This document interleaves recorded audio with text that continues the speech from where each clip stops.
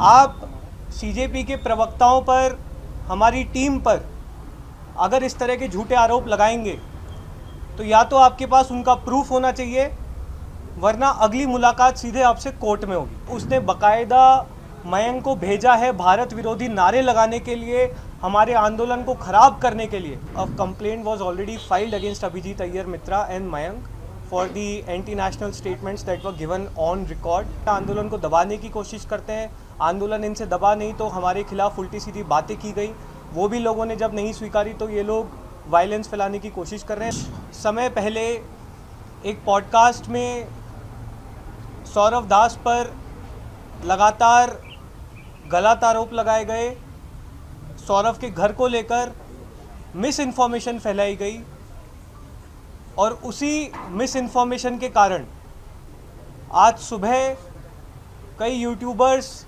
Influencers Saurav के घर पहुंच गए। उनमें से कुछ लोगों ने घर में घुसने की भी कोशिश की और पूरी तरह से सौरव की और उसके परिवार की निजता का उल्लंघन किया। अभिजीत अय्यर मित्रा, जिसको बड़ा मज़ा आता है इस तरह की उल्टी सीधे बातें फैलाने में, लोगों को भड़काने में, मिस इन्फॉर्मेशन फैलाने में, उसको हम ये बता देना चाहते हैं कि ये चीज़ें एक हद तक ही टॉलरेट की जाएंगी। आप सीजेपी के प्रवक्ताओं पर, हमारी टीम पर अगर इस तरह के झूठे आरोप लगाएंगे तो या तो आपके पास उनका प्रूफ होना चाहिए, वरना अगली मुलाकात सीधे आपसे कोर्ट में होगी। अभिजीत अय्यर मित्रा वही है जब हमारा पहला जो 6 जून को प्रोटेस्ट हुआ था, वहाँ पे उन्होंने एक लड़के को भेजा था जिसका नाम मयंक बताया जा रहा है। वो उस लड़के ने वहाँ पे आके मीडिया से बात करी थी, जहाँ पे उन्होंने भारत के लिए ऐसे स्टेटमेंट्स दिए थे जहाँ पे वो दंगे जैसी सिचुएशन क्रिएट करना चाहते थे। जब वो वीडियो वायरल हो गई सोशल मीडिया पे और जब राइट विंग सेल ही उस लड़के को ढूंढने लगे तो अभिजीत अय्यर मित्रा सामने आए और उन्होंने बोला ये मेरा जूनियर है, इसको आप लोग कुछ मत करो। और उन्होंने पूरा बचाने की कोशिश करी, बोला कि मैंने ही उसे वहाँ पे भेजा था ग्राउंड रियलिटी के लिए, लेकिन वो लड़का जो वहाँ पे वो करके गया था वो कोई ग्राउंड रियलिटी लेने नहीं आया था।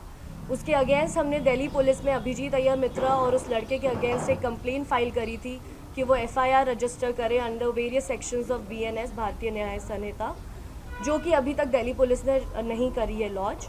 तो हम दिल्ली पुलिस से भी रिक्वेस्ट करेंगे कि वो देखें कि कैसे अभिजीत अय्यर मित्रा का कंडक्ट रहा है इस पूरे 1-1.5 महीने से, एंड इस पर as soon as possible act करें।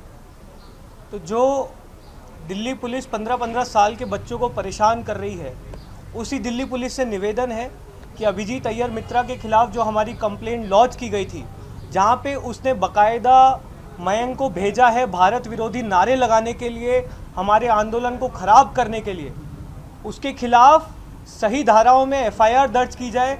अभिजीत अय्यर मित्रा के खिलाफ UAPA में केस दर्ज किया जाए, क्योंकि उसने वहाँ पर भारत विरोधी नारे लगवाए हैं और लगातार इस आंदोलन को वो खराब करने की कोशिश कर रहा है। हमारे प्रवक्ताओं को परेशान किया जा रहा है मिस इन्फॉर्मेशन फैलाने के लिए। तो दिल्ली पुलिस से हम रिक्वेस्ट करते हैं अभिजीत अय्यर मित्रा के खिलाफ तुरंत एक्शन लिया जाए। आशुतोष जी, एक मामला सामने आया है, पंजाब पुलिस ने वो सामने लाया है।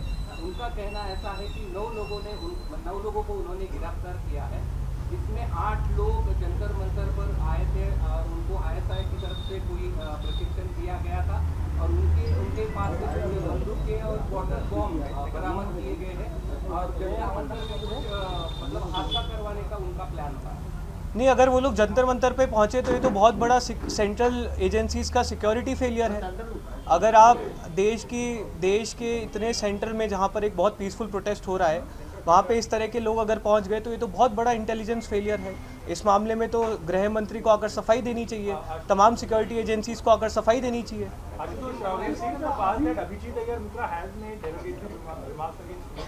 And we also saw Sanjay Dixit doxing a 15-year-old. Does the CJP formally plan to take this to court against these two particular individuals? We have already filed, as Ratna said, a complaint was already filed against Abhijit Aiyar Mitra and Mayank for the anti-national statements that were given on record. Mayank was sent by Abhijit to incite hatred and incite violence on the protest side. We have already submitted a written complaint, and as far as Sanjay Dixit is concerned, we are exploring our legal options. Strict legal actions will be taken if this continues, especially by Abhijit Mitra. Were any family members present during the incident? Yes, there were members present inside the house when today's event happened. Ashutosh, earlier it was CCTV members and now directly it was coming towards house, towards the family members. How you look into this entire scenario? Is it a plan or to attack the CCTV and weaken the CCTV? नहीं, हम इन लोगों से डरने वाले नहीं हैं। ये इनकी एक बहुत क्लासिक प्लेबुक है, जहाँ पर ये पहले आपको कुचलने की कोशिश करते हैं, आंदोलन को दबाने की कोशिश करते हैं। आंदोलन इनसे दबा नहीं तो हमारे खिलाफ उल्टी सीधी बातें की गई, वो भी लोगों ने जब नहीं स्वीकारी तो ये लोग वायलेंस फैलाने की कोशिश कर रहे हैं। लगातार प्रोटेस्ट साइड पे भी आप लोगों ने देखा होगा किस तरह से हमारे कार्यकर्ताओं के सर फोड़े गए, दीपके पर जयपुर में हमला किया गया, उस पर दिल्ली में इंक फेंकी गई, और अब इस तरह की घटनाएं हो रही है जहां पर हमारे सीनियर लीडर सौरभ के घर पर लोग भेजे गए हैं, उन्हें परेशान किया जा रहा है, उनके खिलाफ एक पूरा कैंपेन चलाया जा रहा है, नफरत फैलाई जा रही है। ये बहुत क्लासिक प्लेबुक है, लेकिन हम सिर्फ इतना ही कहना चाहेंगे कि अब तो सुधर जाओ, अब तो देश ने भी तुम्हारी असलियत देख ली है, सही मुद्दों पर काम करो, जनता से बात करो।